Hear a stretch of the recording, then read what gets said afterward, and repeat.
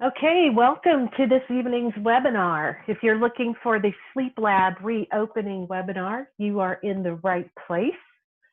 In light of COVID-related sleep lab closures, there have been many requests for a review of how to restart the Sentec monitor for the very best success of monitoring. So thank you for registering and participating in this web-based training. My name is Robin Dickerson, and I will be your presenter for this evening. Just a little bit about myself. I am a respiratory therapist. I've been one for many more years than I'd like to admit. I have 13 years of industry experience with Sentec and 10 plus years of experience as a respiratory therapist at the University of Kansas Medical Center, University of Nebraska Medical Center, and Duke University, with some teaching taking place at Durham Tech. I have educated and supported sleep labs across the country, really enjoyed that over the last couple of years, and maybe I have met some of you who are on the line personally, and if I have, feel free to reach out and send me a chat or follow up later with an email. I'd love to talk with you again. So let's get started. I want to give you a few housekeeping tips. First of all, relax. Your audio and your video settings are in the off mode, which means I can't see you and I can't hear you, and neither can anyone else. So we won't be watching you during this meeting. To adjust volume, if you kind of hover your mouse or touch the bottom edge of your phones, you should see a microphone button, and there should be a little up icon or caret icon, some people call it. Just click that and then you can adjust your audio. If you would like to submit a question for our Q&A session, just go ahead and click on the Q&A button below and type your questions. These will be answered as time allows at the end of the session, or if I don't see one and it's really pertinent, my co-conspirator, Brittany or Chuck, will pipe up and they will let me know that there's a question, so you may hear another voice pop in. There will also be a few polling questions throughout the presentation. They'll only stay on the screen for 10 or 15 seconds, and you can just hit a response button to the question, and that'll give us an idea of what's going on across the country. So we would love for you to respond to those polls. And as a matter of fact, we'll go ahead and send out the first poll right now, so you'll be able to practice. Here you go. You should see something pop up, and it says, when are you reopening? And you can choose, we're already open, you're opening this week, you're opening in June, or it's going to be July or later. So go ahead and click on one of those buttons and let us know, and then we'll give a tally of our attendees to let you know what everybody else is doing right now.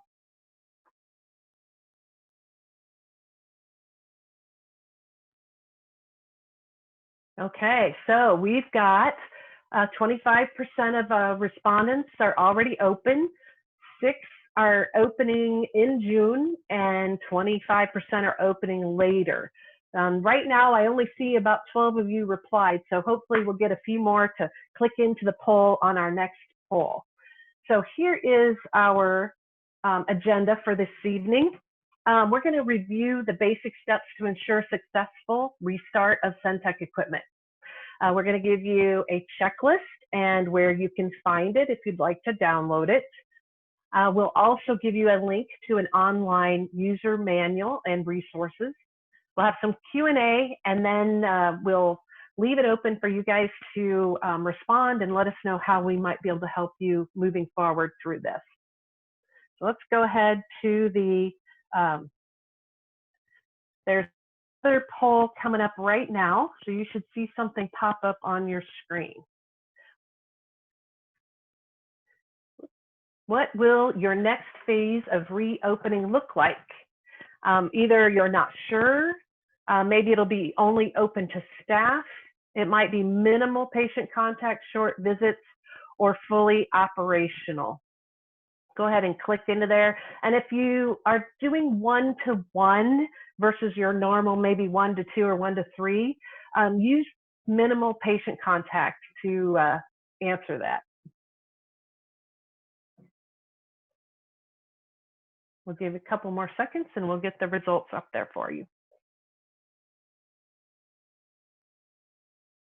Okay, so 23% of you aren't sure. 1%, or excuse me, 8% are open to staff only. We've got minimal patient contact, short visits, or opening on a one-to-one basis for about 54% of you, and we have 15% that are fully operational. So thanks for responding to those, and we'll head on into our checklist overview. So just for an overview, one of the key points is to power up early. You're going to be assessing your stock of supplies. You'll check your settings. You will ensure your sensor readiness, and you will review preferred sites and procedures with your team. And I'm going to have a few tips and tricks on that later on in the presentation. So that's just kind of your basic checklist overview. So let's drill down on that a little bit further. So first, on power up early. Ideally, we recommend that you turn on your Sentec monitor the day before you're planning to reopen, or at least turn it on the morning of your first day that you're going to anticipate patients, and at the very least, turn it on 4 hours prior to patient setup or arrival. That's pretty important because it helps encourage stable calibrations throughout the standby time, and it also gets your monitor ready to go so that it is on the appropriate site time. You want to be able to monitor your patient through the night and not have to worry about doing calibration in the middle. So if you've powered up at least 4 hours before, and ideally the day before, you should be set for getting through the night without needing a calibration. The next thing on the list is to assess your stock of supplies. Just make sure that you have your multi-site attachment rings available, or ear clips, whichever you guys use. You'll also want to make sure that you have your contact gel, Cal gas, and membrane changers available if you need to change your membrane. We're going to talk about that a little bit more too. Next, you're going to check your settings. We want you to take a peek at the settings of your monitor and ensure that your sleep profile or custom settings are selected. And just as a reminder, when your monitor is turned on, you can press the enter key. And when you do that, it's going to give you the option of choosing a profile. And maybe your monitor was set up to only have your sleep profile on it. That's easy. Hit that one. Some of them are set up with defaults, and they might have NICU, general care floor, other things in there. So you want to be sure to choose your sleep profile. If you have none of those, you might have a basic institutional mode set up, and that will be where you may need to go in and reset your alarms. You may need to turn your display on or off, and a few other things. We'll go through that little checklist in a sec.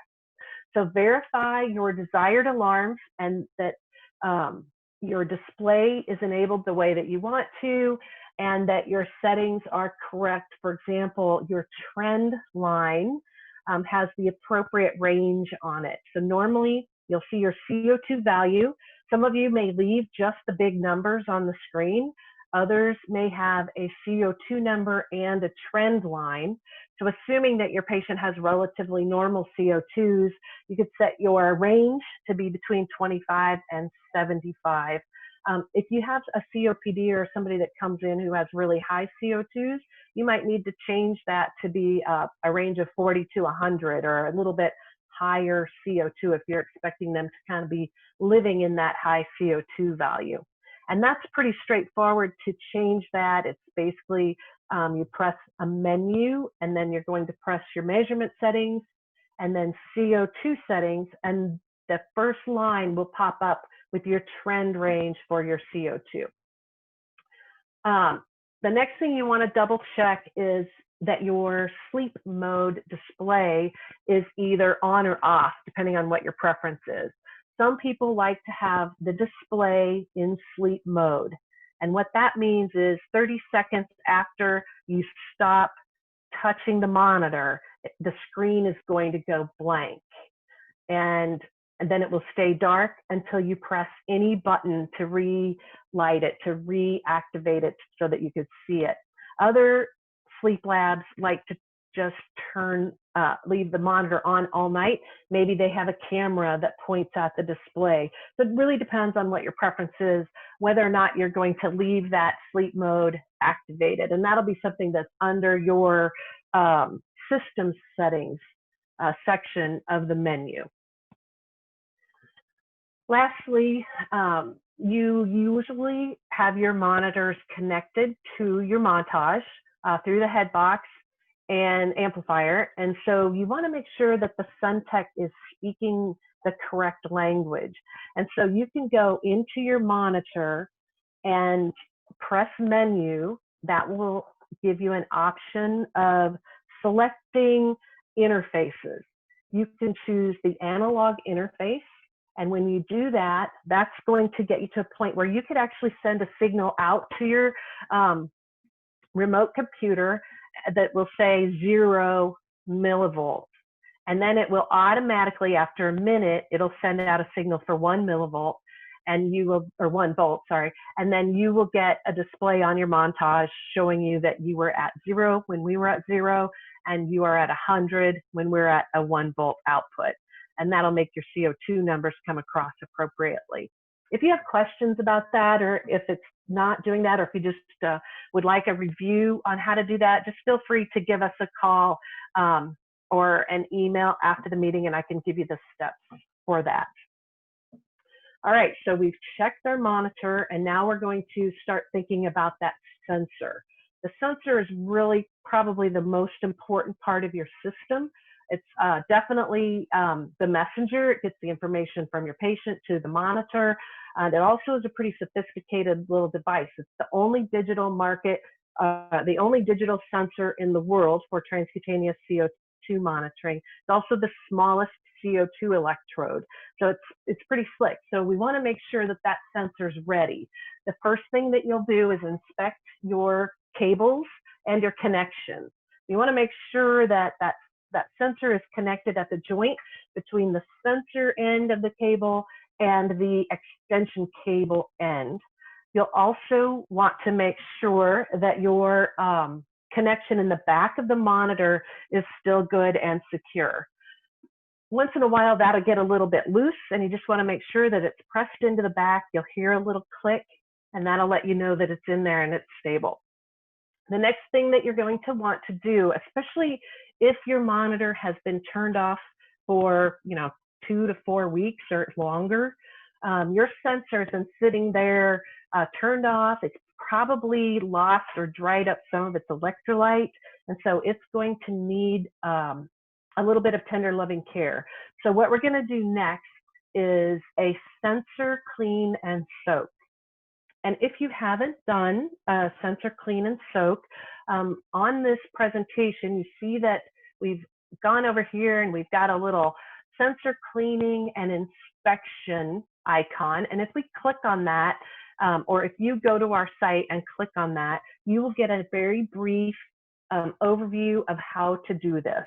It's pretty straightforward, but I would prefer that you take a look at that video when you start to do it, especially if you haven't done one before. In a nutshell, you would remove the membrane from your sensor and then put the sensor into a cup of water. It can just be tap water at room temperature, and let it soak for about 3 to 5 minutes max. And that just helps to kind of rehydrate that sensor and get it back to its peak performance. Then you will very, very carefully barely touch it or dab it dry with a non-shedding type of cloth, like a Kim wipe or something that's not going to leave any fibers on it. You just barely, clean dry around the edges and then just barely tap the face of that sensor dry. That's the most important part of that sensor, and you don't ever want to rub it, scrub it, or really touch it very hard. You just want to barely dab to get any water that might be sitting on it off. The next step will be to go ahead and remembrane your sensor. And as we did that, that popped up another slide right here that just says, hey, we have a new video for remembraning the sensor. So if you guys are great at this, you've done it forever, that's great. But if you're a little bit new at it, or you would like to educate your staff, this is a great resource for you to use. And that will really help you with your longevity and sensor performance. So keep that in mind. There are two new really nice videos. And the way that you'll find those, and we'll remind you of this a little bit, but it's Sentec. You type in sentec.com/resources into your web browser, and it will take you right to our resource page. That's just perfect for you guys to look through. There's a lot of good videos, sensor application, the ring application, some troubleshooting support, a lot of different opportunities for you to self-teach and for you to help educate the rest of your staff. Finally, after you have remembraned the sensor, you have to go into the menu and tell it that you have done the remembraning. And you are probably familiar, and it will almost always immediately say, after you've told it that you've remembraned it, it will say calibrate sensor. You can go ahead and, instead of calibrating the sensor, go to the menu, go to measurement settings, and then go to CO2 settings, and you'll see an option for doing a sensitivity test. And it's just a little more advanced than a typical calibration. And when you select the sensitivity test, as soon as you choose enter, it will bring up a message that says open the docking station door. And so you're going to open the door, and it's going to stay open, and it's going to do a test for about 2 minutes.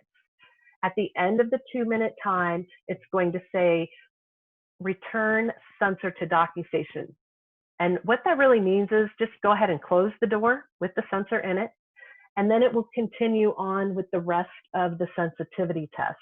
You might catch it saying that it's doing a calibration. You might catch it saying that it's doing some leak testing. There are a few other tests that it does during the sensitivity test. It will usually take a little longer than a calibration. It'll take probably 10, maybe 12 minutes to complete that sensitivity test. And once it's done, it will pop up and say ready for use, just like you're used to when it goes to calibration. Normally your calibration from that point on should take usually less than 5 minutes. You might keep track of how long it takes, but I know that you're always pretty busy at that point, especially if it happens to need a calibration or it goes into calibration right before you put it on your patients. You're not going to be paying attention to it. You might go out of the room. You'll just let it finish calibration on its own. It knows if it takes too long, and it will give you sensor error, some information to let you know that the calibration took too long. You don't have to worry about watching it and paying attention to that. Another piece of information that's hard, once you get that sensor remembraned, or when you do inspect your sensor, which you should always do prior to putting it on your patient, you need to take a look at that face of that sensor. You should see a nice, little bit rounded kind of surface. You'll see no air bubbles. You'll see just a clear kind of sensor. You might even, if you felt that membrane very gently, you'd feel a little bit of a convex shape to it. If you look below, I've got some pictures of some kind of nasty looking membranes. This one's kind of all weird and bubbly. This one has a lot of strange whiteness to it. That one probably has some dried up electrolyte. It's also got a little problem with its pH electrode, or its CO2 electrode right here in the center.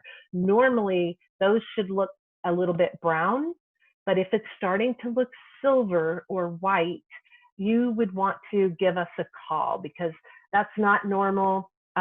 Something may have happened because of a cleaning process that we might want to review, or it could be a problem with your sensor that's a manufacturer problem. So we don't see that very often, but we do want you to let us know if you see that.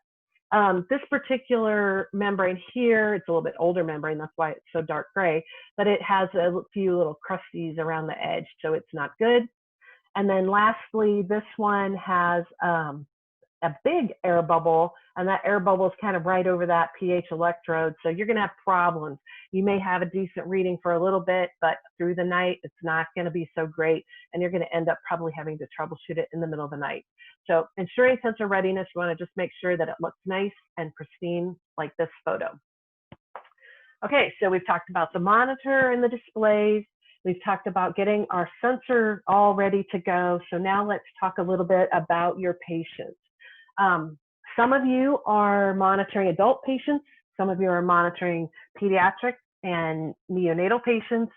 And so the sites vary a little bit depending upon your patient population. Pretty much any marked spot, either red or green, for your population for adults is going to work. The forehead is very nice. You get good readings if you stay kind of close to the eyebrow and a little bit toward the center. The cheekbone is probably the fastest and the most responsive. The ear, if you're using an ear clip, works well. There's also a little spot behind the ear on that mastoid process that works nicely. You have to compete with one of your other electrodes, I think, if you go there, though. So that may not be the best site for your world. And then if you take a look, the subclavicular area is probably one of the most popular sites. Few people may use the deltoid over here, just a little bit over the humeral head. That's pretty good, except that if your patient rolls over and lays on their side, they will be laying right on that sensor. So you will want to consider that. If they say, oh, I always sleep on my back, well, that might be a really good spot. But if they lay on their side, it's not going to be the best spot for you.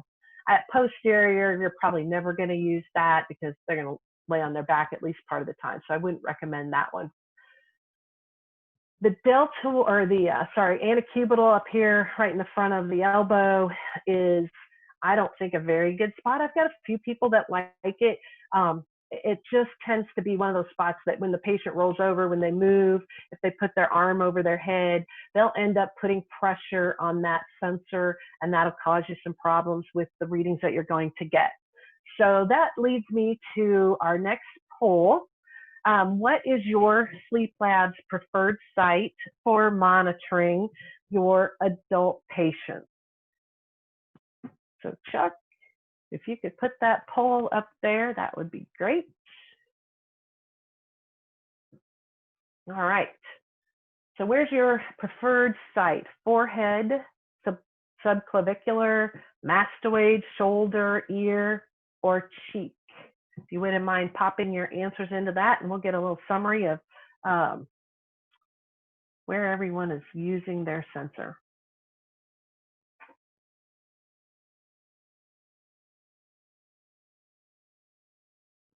That gives me a moment too to just take a little sip of my my water. I'm drinking water. I'm not off the clock yet. I know you guys are getting ready to go to work. I'm getting ready to finish work. So here is our Sleep Lab's preferred site. We've got 25% like the forehead and 75% like the subclavicular. So that's good. Good, very interesting. Okay, so now let's look at our next population, which is going to be the pediatric and infant population. And just for your general information, if a child is under a year old, we actually do recommend that you would use our Neo mode. And what that does is it just lowers the temperature by 1 degree, and it just is a little bit safer so that we don't leave any red marks or have any complications. That temperature is 41 degrees. When you go back into adult mode, it kicks it up a notch to 42 degrees, and that works better on our older, thicker skin. So if we look at this slide, you see that, again, forehead is really nice. Subclavicular is good. You can go over the belly. Again, I would just kind of get an idea, if you can, from mom or dad or caregiver, where this child sleeps. And I've been there. I've been with some of you guys at night when you're setting up kids, and they're wild. I know they sleep in every possible position, and my heart goes out to you because it's a tough job, definitely, to get these sensors on those kids. I know they're scared. I know they're trying to get to mom, and it's just tough, and you've got a lot of work to do there. So, but if you kind of assess that child, ask the mom where they sleep, you might have better luck. Always make sure that you clean the site well before you attach your ring, and let it dry. Because if you clean that site maybe with alcohol wipe or whatever, you want to let it dry because the ring won't stick to wet stuff. And you'll have a better adhesion throughout the night if you do stick it there. Always remember to use your contact gel and then put your sensor in. And a lot of places will actually put a little piece of tape a couple inches down the wire just to give a little strain relief. So when the kid kicks their leg through the night or rolls over, does whatever they do, spins around, they are going to pull on that tape first and maybe not pull the sensor out. Ideally, your best sites are usually toward the core of the body. If the kid has any challenges with blood pressure, perfusion, or issues like that, they're usually going to perfuse their brain. They're usually going to perfuse their upper chest. They're usually going to perfuse their liver.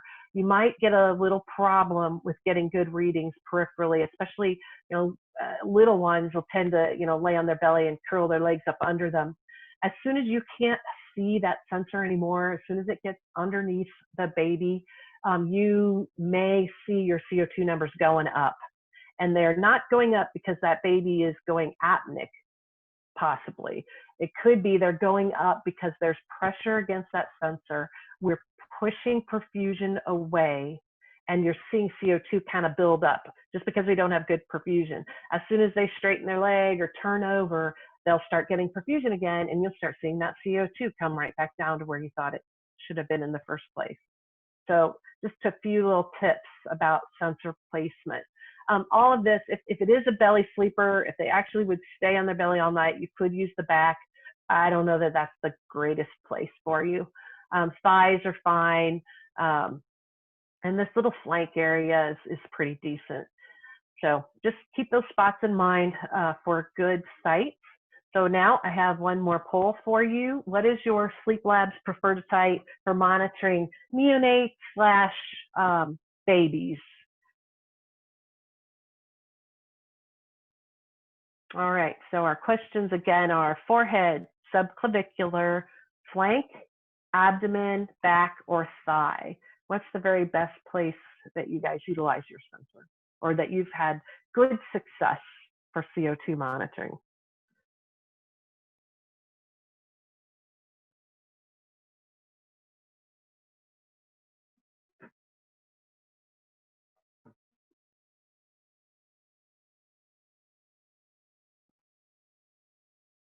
Okay, our results are in. Forehead, 17%.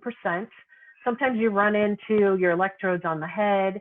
You'll have a little bonnet on them. It'll be pressing on their forehead, so you wouldn't want your sensor under that. But if you keep it low enough, you might get away with that. And it's kind of nice because you can put on the forehead, then you can run the cable up into the ponytail that you set up with all of your other electrodes, and it seems to stay pretty nicely. And they don't usually lay on straight on their face. Subclavicular is good. 50% of you are using that, and 25% are using the thigh. Just one of you, actually 8%, responded that you are putting your sensor on the abdomen. So all good information, but it looks like subclavicular wins. All right, so we've talked now about the monitor, we talked about the sensor, we've talked about your patient. Let's talk about how you can get to those resources that I mentioned earlier. We just launched this about a month ago. It's the new Sentec Education and Resource Center. It's got various education modules with multiple resources. You can quickly find the instruction manual, quick reference guides, and tutorial videos here. There are a couple of different pages. It'll talk about user interface, sensor application, and you'll even be able to directly access the manual from here and even call us directly. I'm going to take you to the next page just to give you a little bit of a visual. If you see the little arrow, it returns you back to your homepage of Sentec.com resources. If you click on the little book, that is going to take you to the operator's manual. Over here, we have a picture of an old-fashioned telephone, and you're just going to press and hold that. It will dial straight into our tech support. Same with the little envelope, press and hold to email US service. And then lastly, there's a little picture of the world. And if you are outside of the US, if you click that, it'll tell you who your distributor is, or inside the US, I think it tells you who your local rep is. So you should have at least some information, contact information from them. The other buttons that are available in this mode are going to be letting you jump to a section. So if all you want to know is a little bit more about, let's say, RHP. That's a topic in itself that we're not going to go into tonight, but we may offer that in the next few months as an educational and training type program. But you might want to know a little bit about that. You'll click on it and it'll take you right there. Or if you want to know a little bit about your stabilization after application, click on that, it'll take you there. Again, if you scroll down a little farther, you'll see kind of an icon that looks like a few little file drawers or main menu. That's going to take you back to the main menu, which will get you right back to this area. Okay, so what can you do with that? If you go on your phone to Sentec.com resources with the backslash in there, you can bookmark this site for quick, almost like an app application. So you can't like do a whole lot with it as far as an app goes, but it takes you to all those resources. So it's nice to have right there on your phone, kind of troubleshooting in your pocket. So here's how you can do that. I'll just run that through. You'll type in your web browser, www.sentec.com resources. And then you're going to see a little icon on the bottom of the screen, which looks like an up arrow. You've probably seen that before. Click on that. And then it's going to take you to another screen. And here it says, well, what do you want to do? And what you're going to want to do is go to the point where it says add to home screen. You're just going to click on add to home screen, and that will put that on your phone. So you'll have that resource right there, and then from that point on, you'll be able to just click on that. It'll take you right to that resource page, and it'll have a lot of really good tools for you to educate and train your staff with, and just answer questions that you might have on your own. All right, so we're gonna talk a little bit more about probably something that people have asked us a lot about, and it has to do with correlation and what are my numbers supposed to be? How do they compare to entitle? How do they compare to ABGs? So let's talk about that a little bit. So here's what we call the 4 S's. We're going to first talk about sensor, because in order to have good correlation, to have good CO2 values, you want to make sure that membrane is intact and in good condition. And we talked about that already. We saw the nasty pictures and the good pictures. If needed, if it looks like some of those bad pictures, change the membrane. Let the monitor and the sensor stabilize about 90 minutes before you put it on the patient. All right, hold on. I think it's some kind of weird computer interference. So I'm going to pop off and I'm going to come right back on. And Brittany, if you wouldn't mind, if you can pop through understanding correlation and the 4 S's, that would be most helpful. And I should be back on in just a second. I'll do my very best. All right, no doubt. Okay, great. The second S is the site. So again, troubleshooting, understanding when the correlation of the transcutaneous reading maybe doesn't match exactly what you're seeing on an ABG. First, we're checking the sensor. Second, we're evaluating the monitoring site. So as Robin mentioned earlier, good perfusion really is essential to the accuracy of the transcutaneous measurement. So even external pressure on the sensor, even clothing, dressings, diapers in infants can apply enough pressure to skew the reading a little bit. So that's a really easy thing to troubleshoot right away. Secondly, especially if you're dealing with a patient who has, systemic perfusion issues, maybe the site's a little bit too peripheral, and consider adding a site closer or changing the site to something closer to the body core. This one is very particular to the NICU, but the arteriovenous shunt, just make sure you're taking your ABG from the same, and the Sentec site where you're monitoring are on the same anatomical side of that shunt. The third S is the seal. So not the seal necessarily between the membrane on the sensor. We already checked that when we checked out the sensor. This is really talking about the seal of between the membrane itself and the skin of the patient. So their air can really skew that measurement. So you want to make sure you have a good quality hermetic seal between the sensor and the skin, that there's plenty of contact gel there, that there's no air and there's no hair between those two things to make sure that you're getting the best reading possible. The fourth S is patient status. So again, thinking about patient conditions, the really systemic perfusion issues, even just edema at the site, the swelling at the site can impact the perfusion that you're getting there. If the patient's on vasoactive drugs, shock and sepsis, again, are all these things impact perfusion, which impacts accuracy. And then again, just to drill down on that a little bit further, perfusion issues generally result in transcutaneous readings that are higher than the ABGs. So that's also another way to kind of sort that out. Okay. Robin, are you ready to go? All right. How's this? It's great. Yay. Yay. All right. So let's go back to showing me what the screen is. Okay, end-tidal CO2 versus ABGs and transcutaneous CO2. So the important thing to know here is that you're really looking for a normal value of CO2 of about 35 to 45 millimeters of mercury. And as someone goes apneic or their ventilation decreases, you might see that number going upwards. And then once you guys see that, you're going to know that, hey, my patient is maybe having apnea. You might see correlating SpO2s dropping. Those are naturally what are going to happen during apnea.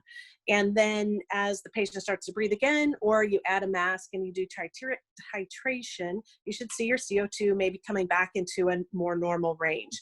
But what is the effect of pulmonary physiology and ventilation and perfusion mismatch on CO2? So with transcutaneous CO2 monitoring, ventilation perfusion mismatch doesn't really cause too much of a discrepancy between what your arterial CO2 would be reading. If you could actually go in, do a blood gas, run the CO2 on your blood gas, you should see a pretty good correlation with your transcutaneous CO2 monitor. You may have noticed that if you're using end-tidal CO2, the values that you've gotten in the past are probably lower than what you get with your Sentec monitor. And that's just because we don't have perfect ventilation to perfusion ratio. And when you're reading that CO2 through your end-tidal CO2 monitor, you're going to always be reading probably 3 to 5 less than your arterial blood gas. And thus you are probably going to be seeing end-tidal CO2 values that are 3 to 5 less than our transcutaneous CO2 number. Once in a while, you may see even more discrepancy to that if you know that your patient has a history of lung disorder, COPD, asthma, bronchitis, anything that's going to affect how well their lung is being perfused, how well their lung is being aerated. So in the end, the take-home point is that transcutaneous should be more reflective of your arterial CO2 than your end-tidal CO2. The other challenge with the end-tidal CO2 is when you start doing your titrations, you may have a complete dilution of that CO2 because you put a mask on somebody and you might have a little bit of mask leak, and you guys know what it's like. They're blowing a lot of air through there. They may have a bit of a mask leak. They will be diluting and leaking CO2. And so what the monitor, what your end-tidal CO2 cannula is reading at that point isn't probably what is truly their arterial CO2. Whereas the Sentec, because it's not in that airflow and it's really still measuring at the patient skin interface, you're going to still get a good representation of what your arterial CO2 is. So just remember that your end-tidal could be diluted and will likely not read during CPAP, BiPAP administration. And then those mask leaks can cause some erroneous end-tidal CO2 values. So transcutaneous should be more reflective of your CO2. And as Brittany mentioned in the previous slide, typically we should be pretty close to an arterial value. But if for some reason we've lost perfusion to that site, they're laying on the site, or their pillows are stacked up against them, anything that's really pressing on that sensor can push perfusion away. And that's where you might see us starting to head in an upward direction. All right, go ahead and hit to the next slide there, Brittany, please. Just wanted to add in one little note on infection control. That's a big topic. You guys are dealing in this post-COVID or during COVID world, and people are wanting to maybe go a little bit more aggressive with their cleaning. Our recommendation normally is that you gently wipe the sensor and clean the edges of the sensor with a 70% alcohol wipe. That should be good enough to pretty much clean it and take care of it. But if your institution is wanting a higher level disinfection, really the only approved cleaning chemical is called microzide, and they are called PAA wipes. Those are the only ones that don't require you to remembrane the sensor after you use that particular disinfectant. Now, one thing that's very important is that after you use that disinfectant, make sure you re-wipe very gently the sensor again with alcohol after that chemical's been on there for its recommended time. You want to make sure there's no residual chemical on that sensor, because remember, you're going to put that sensor, you're going to warm it up, it's going to be against the baby and or person, adult, and you could cause some chemical issues against the skin. So you always want to make sure that you use the chemical as described, as recommended, and then our recommendation is to be sure to go ahead and wipe that sensor with an alcohol wipe after you're finished. And I can't emphasize enough how important it is to barely wipe the face of the sensor, barely wipe that membrane, because if you scrub that membrane, scrub, you're going to end up creating some little micro holes, some challenges, wrinkling, you'll squish out the electrolyte, and then you're not going to have good longevity of your membrane. There's another little picture on the screen. Another thing that we've done in the last year to help improve patients and infection control is we still have our multi-dose vials, our little droppers, but now we've come out with single dose vials. So if you want to use those, you'll just use one, put a drop in, and then you can throw it away and you don't have to worry about any cross-contamination scenario. So keep that in mind, it's available. All right, next slide. All right, that brings us to the questions section, and I'm going to see if I can actually see the questions, or Brittany, if you want to read them to me. I can chime in.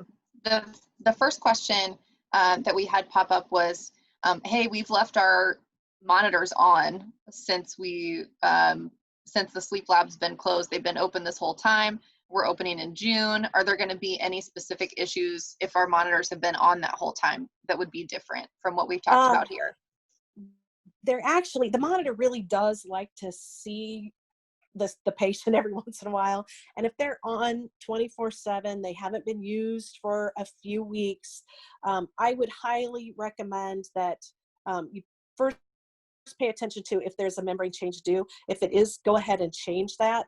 If it isn't, it's probably close to being needed to be changed. So either go ahead and do a sensitivity test.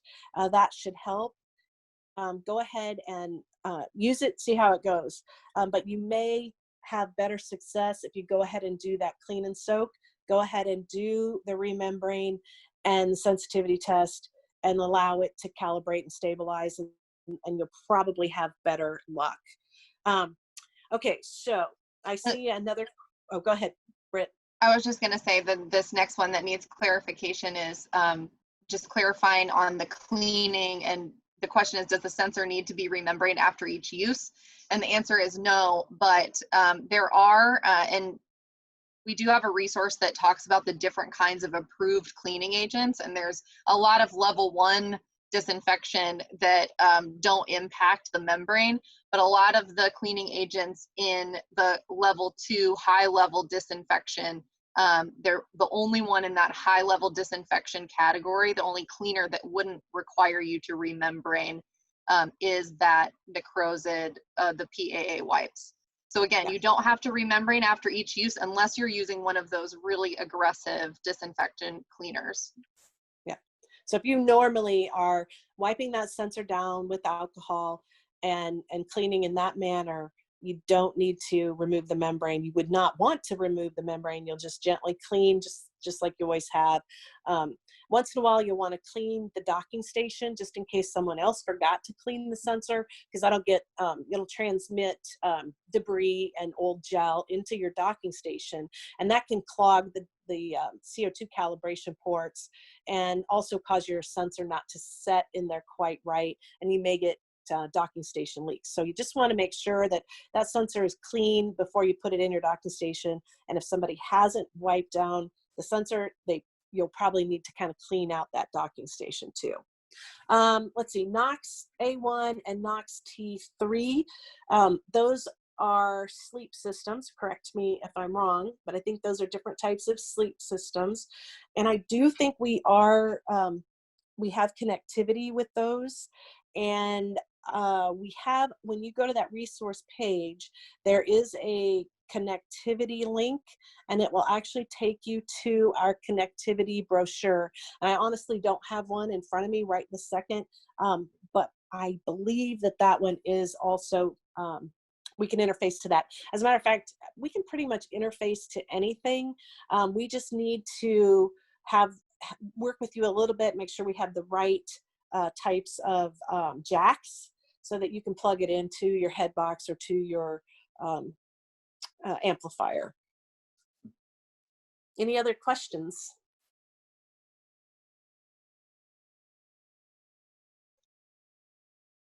Am I still on? Can you hear me?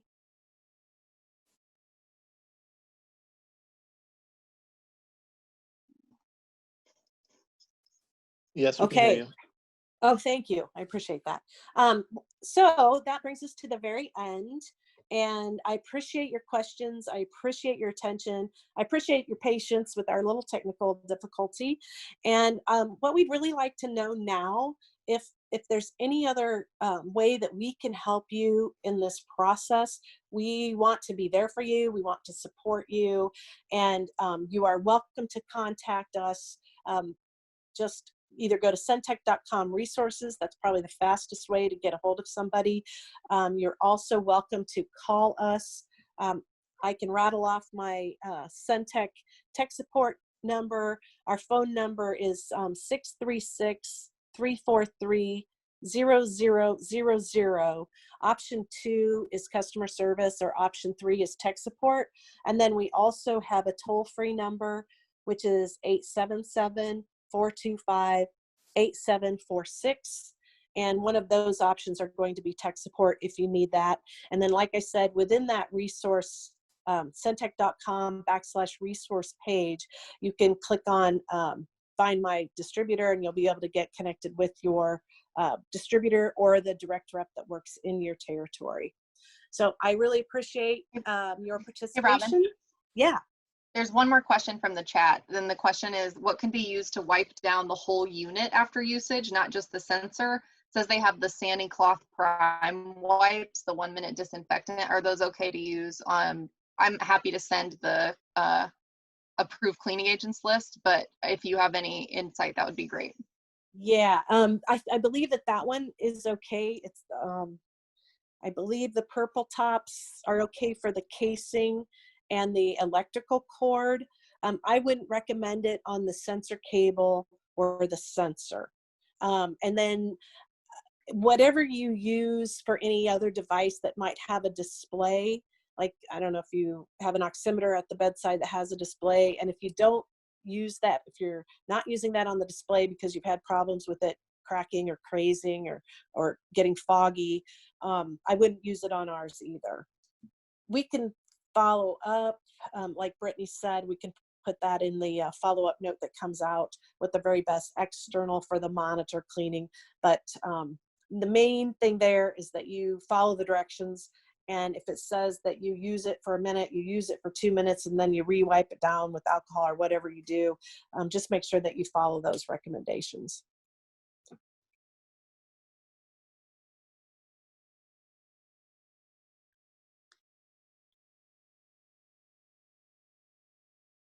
All right. I think that takes us to the end.